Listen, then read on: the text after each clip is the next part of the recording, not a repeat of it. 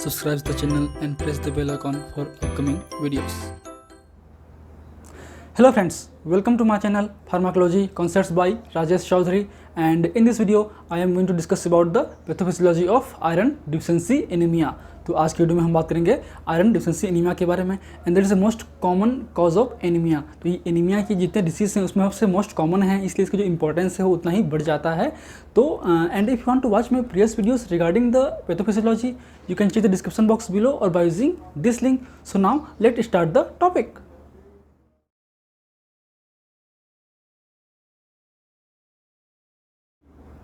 सो anaemia का मतलब होता है decrease the haemoglobin content in our blood. तो हमारे ब्लड में अगर हीमोग्लोबिन कंटेंट कम हुआ उसको हम एक तरीके से एनीमिया बोल सकते हैं। एनीमिया बहुत ही डेंजरस डिसीज हो सकता है, क्योंकि एनीमिया होने के कारण जो है आपके बॉडी के अंदर में हीमोग्लोबिन कम होगा, और हीमोग्लोबिन का जो मेन फंक्शन क्या है आपका ऑक्सीजन कैरिंग कैपेसिटी। तो अल्टीमेटली ऑक्सीजन का कैरियर कम हो जाएगा, अल्टीमेटली जो ऑक्सीजन सप्लाई है वो रुक जाता है। ऑक्सीजन सप्लाई रुक जाने के कारण जो है आपके जो वाइटल ऑर्गन्स हैं उनमें प्रॉपरली ऑक्सीजन नहीं मिल पाता, मीन्स हाइपोक्सिया कंडीशन हो सकती है। और ये हाइपोक्सिया कंडीशन अल्टीमेटली जो है आपके हाइपोक्सिक इंजरी कर सकती हैं सेल्स में, और अल्टीमेटली वो इरिवर्सिबल सेल इंजरी भी कर सकते हैं और कोई डिसीज भी कर सकता है। इसलिए आपके जो ये एनीमियास हैं, जितने भी एनीमियास होते हैं उनको कंट्रोल करना बहुत ही ज़रूरी है हमारे लाइफ को आगे लॉन्ग लाइफ को मेंटेन रखने के लिए। सो बात करते हैं हम लोग आज के टॉपिक है आपका iron deficiency anaemia, means anaemia occurs due to the deficiency of iron. क्योंकि आपका जो आयरन है वो आपके हीमोग्लोबिन का जो हीम है, हीम का मेन कंटेंट है आपका आयरन। आयरन नहीं होगा तो अल्टीमेटली हीम भी नहीं बनेगा, हीम नहीं बनेगा तो अल्टीमेटली हीमोग्लोबिन नहीं बनेगा, और हीमोग्लोबिन नहीं बनेगा तो अल्टीमेटली आरबीसी नहीं बनेगा। तो इसलिए जो है बेसिकली आपका आयरन का होना बहुत ही ज़रूरी है आपके हीमोग्लोबिन को बनने के लिए या हीम को बनने के लिए। And less of your deficiency of the iron may decrease the synthesis of the hemoglobin or the heme, and that may lead to the anemia. So basically बात करें हम लोग आयरन डिफिशिएंसी एनीमिया की, तो उसमें जो कैरेक्टरिस्टिक फीचर्स हैं वो होते हैं आपका hypochromic and the microcytic anaemia. तो बात करते हैं हम लोग हाइपोक्रोमिक की, तो क्रोमिक वर्ड है मतलब होता है कलर। तो जो कलर है आपके ब्लड में वो किससे होता है, आपके हीमोग्लोबिन से होते हैं, तो बेसिकली हीम प्रोटीन से होते हैं। तो अल्टीमेटली इसमें जो है हीमोग्लोबिन कंटेंट कम हो जाता है, इसकी वजह से इसको हम आपके हाइपोक्रोमिक बोल सकते हैं। एक है आपका माइक्रोसाइटिक एनीमिया। तो इसका मतलब ये है कि जो आपका आरबीसीस है या एथ्रोसाइट है, एथ्रोसाइट का जो साइज है या वॉल्यूम है वो कम हो जाना, मीन्स जो पैक्ड सेल्स वॉल्यूम है पीसीवी है वो कम हो जाना, जैसे कि हमने पिछले वीडियो में बात किए थे।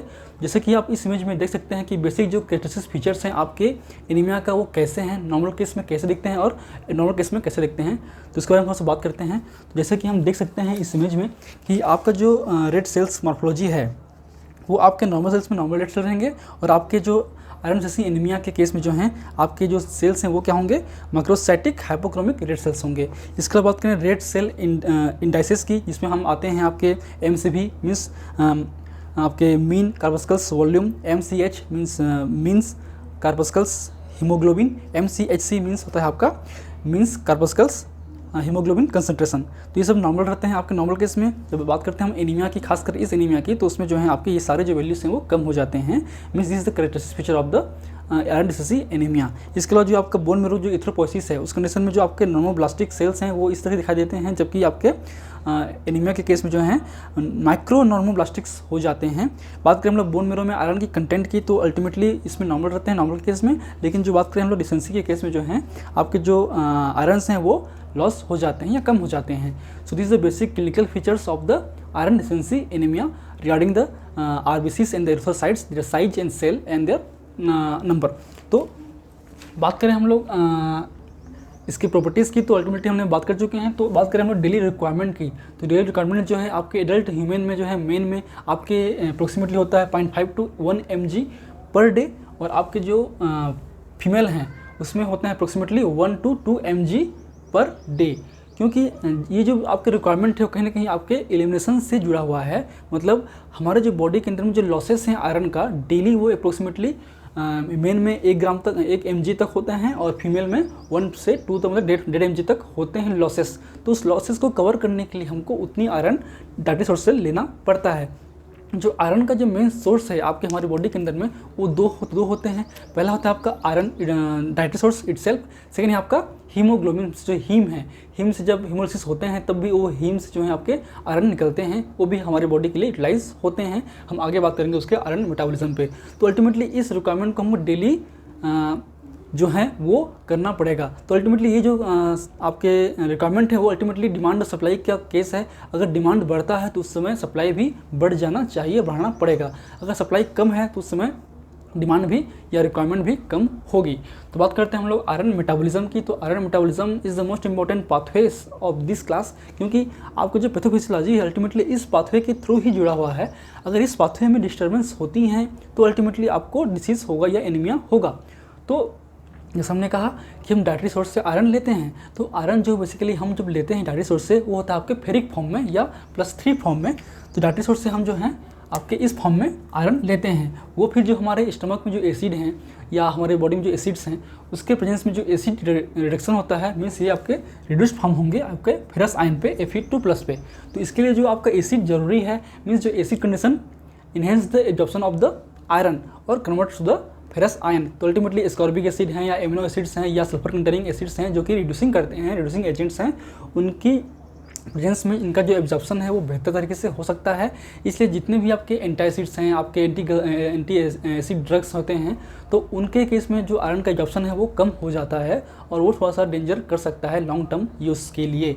तो बात करें हम लोग फिर आयरन जो है हमारे स्टमक में पहुंचते हैं, हमारे जो जीआई ट्रैक्ट में पहुंचते हैं। अल्टीमेटली जीआई में जो खासकर जो इंटेस्टाइन का पार्ट है, आपके डिडोनम पार्ट है, डिडोनम और आपके जिजनम, तो उसमें बेसिकली आपके ये एब्जॉर्ब होते हैं। तो अल्टीमेटली ये जो आयरन है उस डिडोनम में प्रेजेंस जो आपके ट्रांसपोर्टर्स हैं, जो कि आपका DMT1, DMT मतलब होता है डाईवेलेंट मेटल ट्रांसपोर्टर। तो अल्टीमेटली क्योंकि ये फेरस आयन डाईवेलेंट है, इसलिए जो डाई मेटल ट्रांसपोर्टर के थ्रू वो आपके म्यूकोसल सेल्स में एब्जॉर्ब होंगे। फिर जो म्यूकोसल सेल्स में जो है आयरन है वो फेरस फॉर्म में ही होंगे। कुछ जो आयरन है अगर वो एस्टेस में हो गया तो कुछ आयरन जो है फर्दर फेरिक आयन में कन्वर्ट्स हो सकते हैं। और ये फेरिक आयन जो हैं आपके एपोफेरेटिन एक मॉलिक्यूल्स हैं, उसके साथ बाइंड करके आपके फेरेटिन फॉर्म में स्टोर रहते हैं। मीन्स ये जो है बेसिकली आपका टेम्पररी स्टोरेज का काम करता है। ये जो फेरेटिन है वो आपके यहाँ भी बनता है, म्यूकोसल सेल्स में बनता है, आपके ब्लड के अंदर में भी बनता है और लीवर में भी बनता है। तो बेसिकली जो मेन स्टोरेज है आपके आयरन का, iron mainly stored in the reticular endothelial cells in the form of ferritin. तो फेरेटिन फॉर्म में ही ये रीस्टोर होते हैं या स्टोरेज कंडीशन में होते हैं। इसके अलावा जो आपके हीमोसिडेरिन है, आपका एक अलग पार्ट है आपका हीमोसिडेरिन, इसमें भी ये आयरन्स कन्वर्ट्स हो सकते हैं, लेकिन ये यूटिलाइज नहीं होते हैं, रीयूटिलाइज नहीं होते हैं। लेकिन जो फेरेटिन फॉर्म में आपके आयरन्स प्रेजेंस होते हैं फेरिक फॉर्म में, वो रीयूटिलाइज हो सकते हैं। तो अल्टीमेटली ये जो आयरन है, बचे हुए आयरन हैं, वो अल्टीमेटली जितनी रिक्वायरमेंट है उस हिसाब से वो एब्जॉर्ब होते हैं हमारे ब्लड के अंदर में with the help of ferroprotein. Ferroprotein is the iron transporter. और इस तरीके से जो आपके डिडोनम में जो म्यूकोसल सेल्स में जो आयरन है जो फेरस फॉर्म में है वो आपके एब्जॉर्ब होते हैं आपके ब्लड में with the help of ferroprotein, that is a transporter of iron which presence on the duodenum cells, mucosal cells. तो वो फिर आयरन जो है क्योंकि बहुत ही टॉक्सिक नेचर का होता है ब्लड में, इसलिए जो है ये फर्दर ऑक्सीडाइज होकर आपके Fe3+ फेरिक आयन में कन्वर्ट्स हो सकते हैं। और यहाँ पर भी जो ब्लड में आपके, क्योंकि ये आपके डिडोनम से एब्जॉर्ब हुआ है, तो अल्टीमेटली ये पोर्टल वेन पे हैं, पोर्टल वेन के ब्लड में है, तो अल्टीमेटली लीवर तक पहुँचेंगे। लीवर में फिर ये आपके फेरेटिन फॉर्म में कन्वर्ट हो सकते हैं इसी मेथड से, और लीवर में भी स्टोर हो सकते हैं, और आपके रेटिकुलो एंडोथेलियल सेल्स में भी प्रेजेंस होते हैं फेरेटिन फॉर्म में। पर वो जो है आपके जो ट्रांसफेरिन है, अब बातें हैं इसमें नेक्स्ट स्टेप में। तो आपके जो ब्लड के अंदर में जो प्लाज्मा प्रोटीन्स होते हैं, एल्बुमिन है, ग्लोबुलिन है, जो भी बहुत सारे होते हैं, तो उसमें जो आपके अल्फा ग्लोबुलिन है, जिसको हम बोलते हैं ट्रांसफेरिन, इसके केस में जिसको हम TF लिख सकते हैं शॉर्ट फॉर्म में। तो ये ट्रांसफेरिन के साथ कंबाइन करके आपका फेरिक आयन रहते हैं। तो this is the complex of transferrin and the ferric ion. तो एक ट्रांसफेरिन में दो मॉलिक्यूल आपके आयरन के या फेरिक आयन के हो सकते हैं, means it contains 2 molecules of ferric ion. और फिर ये जो ब्लड में है वो अल्टीमेटली या तो ये रिस्टोर कंडीशन पे जो है स्टोरेज कंडीशन में रेटिकुलर एंडोथेलियल सेल्स में पहुंचते हैं और फेरेटिन फॉर्म में प्रेजेंस हो जाते हैं। जो बच्चे होते हैं वो बेसिकली आपके पहुंचते हैं एरिथ्रोसाइटिक प्रिकर्सर पे, जहाँ पे एरिथ्रोसाइट बनता है। तो ये बेसिकली आपकी जो एरिथ्रोसाइटिक प्रिकर्सर है उसमें प्रेजेंस होते हैं आपके TFR means transferrin receptor. Transferrin receptor के साथ ये बाइंड अप होकर ये ट्रांसलोकेट होकर आपके पहुंचता है न्यूक्लियस के अंदर में, और वहाँ पे ये सब डिसेंबल होते हैं और अल्टीमेटली जो आयरन पार्टिकल्स है वो फिर हीमोग्लोबिन बनाने के लिए हेल्पफुल करता है। तो इस तरीके से हमारे बॉडी के अंदर में हीमोग्लोबिन बनते हैं। अगर आयरन कम हुआ तो अल्टीमेटली जो सिंथेसिस पाथवे है आपका हीमोग्लोबिन का वो कम हो जाएगा। इसके अलावा जो आयरन है का सोर्स हीमोग्लोबिन या हीम भी है, तो अल्टीमेटली जब भी हीमोग्लोबिन टूटते हैं, हीमोलिसिस होता है, उसमें हीम निकलता है, हीम से फिर आयरन रिलीज होगा। और या हीम जो है बेसिकली आपके जो एपिथेलियल म्यूकोसल सेल्स हैं उसमें होते हैं HCP means haem carrier protein. एक होते हैं आपके HCP1, जैसे लिख देते हैं इसको HCP1, ये हैं आपके हीम कैरियर प्रोटीन 1।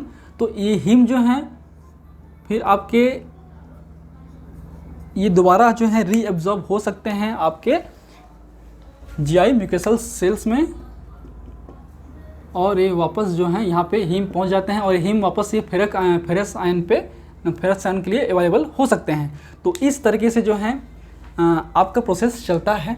तो ये जो प्रोसेस है यहाँ पे कुछ डिफेक्ट होगा तो आपको आयरन डिफिशिएंसी एनीमिया होगा, चाहे आप इंटेक कम कर रहे हों, चाहे वो एब्जॉर्ब कम हो रहा हो, चाहे वो आपके स्टोरेज कम हो रहे हों, या हीमोलिसिस कम हो मतलब ज़्यादा हो रहा हो, जिससे आयरन वेस्टेज हो रहे हों। तो इस तरीके से जो है प्रॉब्लम्स होंगी। तो बात करें हम लोग इसके स्टोरेज की या इसके डिस्ट्रीब्यूशन की, तो बेसिकली जो आयरन है, आयरन का जो मेन स्टोरेज अब कहाँ होगा आपके हीमोग्लोबिन पे। हीमोग्लोबिन पे मेनली आपके आयरन प्रेजेंस होते हैं। अप्रोक्सीमेटली 65% जो है आपके हीमोग्लोबिन आयरन जो है आपके हीमोग्लोबिन में प्रेजेंस होते हैं। ये जो वैल्यू है वो चेंज हो सकती हैं, ये थोड़ा रेंज में हो सकते हैं, 60 से 65 तक हो सकते हैं, अलग बुक में दिया हुआ है। हम बेसिकली रेफरेंस ले रहे हैं आपके हर्षमोहन का और केरेटी का। तो उसके हिसाब से जो हीमोग्लोबिन में है आपके 65% आयरन होते हैं। आपके जो फेरेटिन है या हीमोसिडेरिन है जो कि स्टोरेज का काम करता है आयरन का, वो उसमें होते हैं बेसिकली आपके 30% आयरन। उसके अलावा बात करें मायोग्लोबिन जो है आपके मसल्स सेल्स में होते हैं, तो जो मसल्स में मायोग्लोबिन है उसमें होते हैं 3.5% होते हैं अप्रोक्सीमेटली। और आपके जो पेनकाइमल्स आयरन्स हैं, मतलब आपके जो भी एंजाइम्स में प्रेजेंस होते हैं, बोन में होते हैं, आपके लीवर पे होते हैं, लीवर के जो एंजाइम्स हैं, माइक्रोसोलर एंजाइम्स हैं उसमें प्रेजेंस होते हैं, तो उनमें जो है अप्रोक्सीमेटली 2.5% तक हो सकता है। सो this is the basic distribution of the iron with in the body. अब आते हैं हम इसके सिम्टम्स पे। अगर आपको एनीमिया हुआ तो या फिर आयरन डिफिशिएंसी एनीमिया हुआ तो बेसिकली आपको वीकनेस होगा, लेथार्जी होगा, फैटिग होगा, पेल स्किन होगा, हेडेक होगा, कन्फ्यूजन होगा, सीनेस डिस्टर्बेंस होगा। उसके अलावा कोल्ड हैंड फीट होगा, आपको ठंड लगेगी। उसके अलावा आपका ब्रिटल नेल्स होंगे या फिर पुअर एपेटाइट होगा, लॉस ऑफ एपेटाइट भी हो सकता है। So these are the basic symptoms of the iron deficiency anaemia. अब आते हैं हम लोग इसके बेसिक इटियोलॉजी पे, मतलब क्या रीजंस हैं कि आपको इस तरीके से बीमारी या एनीमिया हो सकता है। तो बेसिकली चार पार्ट में डिवाइड किया गया है। पहला आपका इंक्रीज्ड ब्लड लॉस, सेकेंड है आपका इंक्रीज्ड रिक्वायरमेंट, थर्ड है आपका inadequate dietary intake, and fourth है आपका डिक्रीज्ड एब्जॉर्प्शन। तो इन 4 तरीके से आपको आयरन डिफिशिएंसी एनीमिया हो सकती है। तो पहला बात करते हैं हम लोग इंक्रीज्ड ब्लड लॉस की। तो उसमें फर्स्ट है आपका यूटेराइन लॉसेस, जो कि फीमेल में होती हैं। जो फीमेल के जो यूटेराइन हैं उनसे ब्लड का लॉस होना। अभी लॉस जैसे से बात है, उनका जो मंथली साइकिल्स हैं, मेंस्ट्रुअल साइकिल्स हैं, उसके थ्रू भी बहुत सारे ब्लड लॉस होते हैं, मीन्स एक्सेसिव मेंस्ट्रुएशन। इसके अलावा आपका मिस कैरेज, जब लेडी प्रेग्नेंट होती हैं, अगर बच्चा मिस कैरेज हो जाती हैं तो उससे भी आपके ब्लड बहुत सारा लॉस हो जाता है। इसके अलावा आपका पोस्ट मेनोपॉजल ब्लीडिंग भी होते हैं। तो ये कुछ कंडीशन है आपके फीमेल के लिए। उसके अलावा आपके रीनल लॉसेस भी हैं, मेल और फीमेल दोनों में हो सकते हैं। रीनल लॉसेस मीन्स आपके किडनी के थ्रू भी ये आयरन्स बाहर निकल सकते हैं बाय द हीमेटोयूरिया और हीमोग्लोबिन यूरिया। तो आपके यूरिन के थ्रू भी हीमोग्लोबिन या हीम जो है बाहर निकल सकते हैं, जिससे भी लॉस हो सकता है आपके आयरन का। उसके अलावा आपका है GI लॉसेस, मतलब जो GI पार्ट हैं आपके स्टमक पार्ट हैं या GI इंटेस्टाइन्स हो रहे हैं, उनसे भी लॉस हो सकते हैं due to the peptic ulcer, duodenum ulcer, stomach cancers, haemorrhoid hookworm infection, आपके हेटियस हर्निया, आपके अल्सरेटिव क्लोराइटिस और क्रोनिक एस्प्रिन इंजेक्शन। तो ये कुछ रीजन्स हैं जिससे आपके जीआई के थ्रू भी लॉस हो सकता है। यहाँ पे एक इंपॉर्टेंट है क्रोनिक एस्पिरिन इंजेक्शन। तो जो क्रोनिक एस्पिरिन इंजेक्शन लेते हैं, क्रोनिक हम जब एनेसाइटिस या पेन किलर या एंटी इन्फ्लेमेटरी ड्रग लेते हैं तो उस कंडीशन में जो है हमारे स्टमक में वुंड्स बनते हैं, अल्सर कॉज करते हैं, अल्सरेटिव क्लोटिस हो जाता है, उसकी वजह से जो भी है ब्लड आपके लॉस होगा और अल्टीमेटली आयरन भी लॉस होगा या फिर एनीमिया हो सकता है। इसके अलावा नोज से भी हो सकते हैं। नोज से जो ब्लीडिंग होती है जिसको टर्म्स है आपका रिपीटेड इपिस्टेक्सिस। इपिस्टेक्सिस का वर्ड है मतलब excessive bleeding from the nose. Nose से ब्लीडिंग का होना को हम वर्ड बोलते हैं इपिस्टेक्सिस। अब आते हैं लंग्स। लंग्स के थ्रू भी हो सकते हैं। लंग्स में अगर रप्चर हो जाते हैं, आपके स्पुटम पार्ट्स हैं तो उससे भी ब्लड आपके प्रेजेंस होते हैं। और जब आप कफिंग करते हैं तो उसमें भी ब्लड आपके लॉस हो सकता है, means coughing of the blood by the haemoptysis. तो ये वर्ड है आपकी हीमोप्टेसिस, इपिस्टेक्सिस। तो ये सब जितने वर्ड आते हैं अगर हम उसको एक्सप्लेन करना भूल जाते हैं तो उसको एक बार गूगल कीजिए और सर्च कीजिए कि इसका मीनिंग क्या होते हैं, तो इससे आपको हेल्पफुल होगा याद रखने के लिए।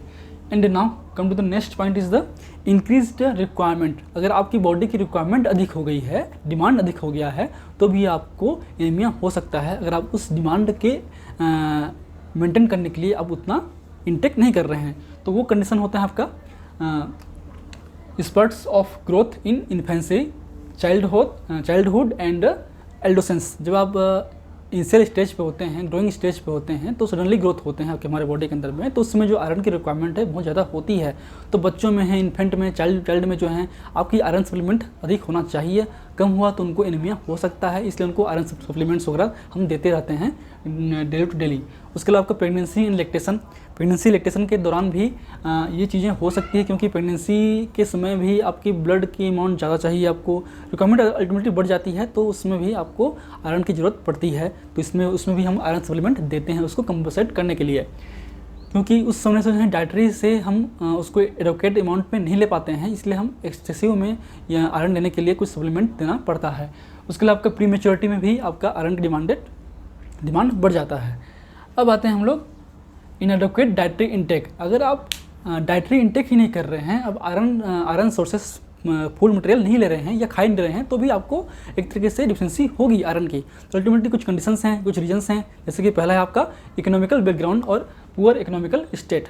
तो इस कंडीशन में जो गरीब तबका के लोग हैं जो कि आप अच्छे से डाइट नहीं ले पाते हैं, उनको स्टारवेशन या भूखमरी या फिर आपके मरासमस क्वेस्कर होते हैं, जो कि आपके लिए वो भी एनीमिया का कॉज कर सकते हैं। लेकिन उसके अलावा जो है आपका एनोरेक्सिया ड्यूरिंग द प्रेगनेंसी के दौरान में भी आपको एनोरेक्सिया होगा, खाने की इच्छा नहीं होती है, उसमें भी आपको आयरन डिफिशिएंसी हो सकती है, इसलिए उनके केस में भी हम आयरन सप्लीमेंट देते रहते हैं। नेक्स्ट है आपका एल्डरली इंडिविजुअल। तो जो ओल्ड एज कंडीशन में भी आपको इंटेक कम हो जाता है, या तो आपको खाने की इच्छा नहीं होती है, या फिर आपको टेंशन रहता है, या फिर घर वाले आपको खाना नहीं देते हैं। तो अलग पेशेंट्स की अलग कंडीशंस हैं, या फिर आप गरीब हो जाते हैं, तो उस कंडीशन पे जो हैं वो इंटेक नहीं कर पाते हैं और उनको एनीमिया हो सकती है। नेक्स्ट है आपका डिक्रीज्ड एब्जॉर्प्शन। अगर आपके बॉडी के अंदर में एब्जॉर्प्शन कैपेसिटी नहीं है, कम हो गया है, तो उससे भी आपको आयरन डिफिशिएंसी एनीमिया हो सकती है। जैसे कि बात करें पार्शियल, टोटल और गैस्ट्रोक्टोमी। अगर जहाँ से एब्जॉर्ब हो रहे हैं, अगर किसी कारणवश किसी कैंसर हो गया है, इन्फेक्शन हो गया है, तो किसी कारणवश अगर हमको पार्शियली या कंप्लीट उसको इंटेस्टाइन को काट के निकालना पड़े, तो उस कंडीशन में एब्जॉर्प्शन साइट ही नहीं रहेगा, तो एब्जॉर्प्शन भी कम होगा। या एक्लोरहाइड्रिया मतलब डिक्रीज द एसिड कंसंट्रेशन और हाइड्रोक्लोरिक एसिड। हमारे बॉडी के अंदर में हाइड्रोक्लोरिक एसिड कम हो गया है, तब भी आपको एब्जॉर्प्शन कम होगा, क्योंकि आयरन के एब्जॉर्प्शन के लिए आपके एसिड इन्वायरमेंट होना जरूरी है। Next is the coeliac disease condition में भी जो इंटेस्टाइन का एब्जॉर्प्शन है वो कम हो जाता है। So these are the basic reasons behind the occurrence of iron deficiency anaemia. और बात करें इसके पैथोजेनेसिस की, तो जो इटियोलॉजी है वही उसकी बेसिक पैथोजेनेसिस है। मतलब जो भी आपके बेसिकली जो imbalance of the demand, supply, absorption, transport defect and the losses. तो अल्टीमेटली जो आयरन डिफिशिएंसी का केस है उसमें जो है डिमांड आपके बढ़ जाएंगे, आपके आयरन का डिमांड बढ़ जाएगा। अगर वो डिमांड बढ़ गया उसके अनुसार आप इंटेक नहीं कर रहे हैं तो होगा। सप्लाई की कमी हो गई है तो भी आप एनीमिया के शिकार होंगे। अगर एब्जॉर्प्शन नहीं हो रहा है, कम हो गया है, तो भी होगा। ट्रांसपोर्ट डिफेक्ट हो गया है तो भी होगा। उसके अलावा अगर लॉसेस बढ़ गए हैं आपके ब्लड का या आयरन का, तो भी आपको ये हो सकता है, और ये अल्टीमेटली कॉज करते हैं एनीमिया। और एनीमिया जब होगा तो अल्टीमेटली हमने ऑलरेडी बात कर चुके हैं शुरू में कि एनीमिया में lead to the hypoxic condition within the cells and within the organ, and that may lead to the hypoxic cell or organ injury and may lead to the disease, and this is the consequences of the anemias. Now come to the treatment. तो basically इसका treatment का जो criteria होता है सबका fix होता है। जो भी पाथवेज हैं जिनकी वजह से आपको एनीमिया हो रहा है उसको अवॉइड करना तो बेहतर होता है। तो जो भी रीजंस हैं उनको ठीक करना, मतलब ट्रीटमेंट अंडरलाइंग द प्रोसेस को हम ठीक करके ये एनीमिया कंडीशन कम कर सकते हैं। लेकिन कुछ नेचुरली भी होते हैं, जैसे भुखमरी है आपका, इस कंडीशन में हम ठीक कर सकते हैं, हम एक्स्ट्रा खाना दे सकते हैं बच्चों को। लेकिन जो आपके वुमेंस के केस हैं उनमें तो रिक्वायरमेंट अधिक ही होती है, तो उस समय जो है हम इंटेक बढ़ा सकते हैं। तो अल्टीमेटली उस कंडीशन में जो हमको ड्रग थेरेपी देना पड़ेगा। तो अल्टीमेटली जो उसका उपाय है वो है आपका आयरन सप्लीमेंट। तो आयरन सप्लीमेंट हम लेते हैं टेबलेट में, सिरप से आते हैं उसको भी कंटिन्यू देना पड़ता है, चाहे वो बच्चों में हो, चाहे आपके फीमेल में हो, चाहे इस कंडीशन पे हो जहाँ पे आयरन की कमी हो। उसके बाद आपका डाइटरी इंटेक, तो बहुत सारे डाइटरी सोर्सेस हैं जिसमें रिच आयरन होते हैं। बात करें फॉर एग्जांपल की तो आपके हैं जैसे कि लीवर है, आपके रेड मीट हैं, उसके अलावा आपके एग हैं, ड्राई बीन्स हैं, ड्राई फ्रूट्स हैं, इनमें बहुत ज़्यादा आपके आयरन्स होते हैं। बात करें वेजिटेबल्स में, बात करें थोड़ा सा मीडियम रेंज में, तो उसमें आपके बनाना हैं, एप्पल हैं, आपके स्पेनिश मतलब पालक हैं, उनमें भी आपके आयरन सोर्स होते हैं। उसके अलावा आपके चिकन है, मटन है, इनमें भी होते हैं। उसके अलावा ग्रीन वेजिटेबल्स में भी होते हैं पर बहुत कम होते हैं। तो जो आपके ब्लू हैं वो हाईली रिच कंटेंट हैं, जो ब्लैक में लिखा हुआ है वो आपके मीडियम कंटेंट है, और आपके ग्रीन लिखा है उसमें बहुत कम होते हैं।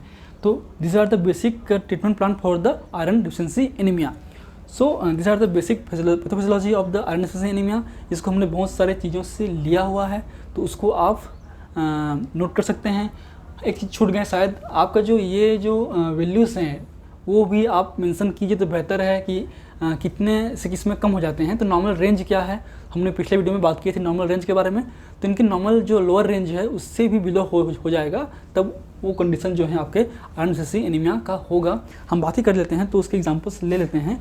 जैसे कि आपका MCV है, तो MCV जो अप्रोक्सीमेटली है आपके 77 to 93 फेम्टोलीटर होते हैं। तो अप्रोक्सीमेटली बिलो द 77 आपका होगा MCV का वैल्यू। आपके MCH का वैल्यू जो है 27 to 32 पिकोग्राम होते हैं। तो अल्टीमेटली ये जो है बिलो टू द 27 होगा। और आपका जो MCHC है उसका जो वैल्यू है approximately below to the 30 gram per decilitre होगा। These are the basic red blood cell indices parameter and their normal and the values. So these are the basic things about the pathophysiology of the iron deficiency anemia, and if you want to note this lecture, please take a screenshot, and in my upcoming class I will discuss the other things of anemias. And ये जो matter है हमने हर्षमोहन की book से लिया है, कुछ केटी से लिया है, कुछ और बुक से लिया है, तो उसको भी आप नोट कर सकते हैं. And if you like my videos please press the like button, share with your friend, and any feedback please comment on the comment section that motivates me for the upcoming videos. And last, thank you, keep watching.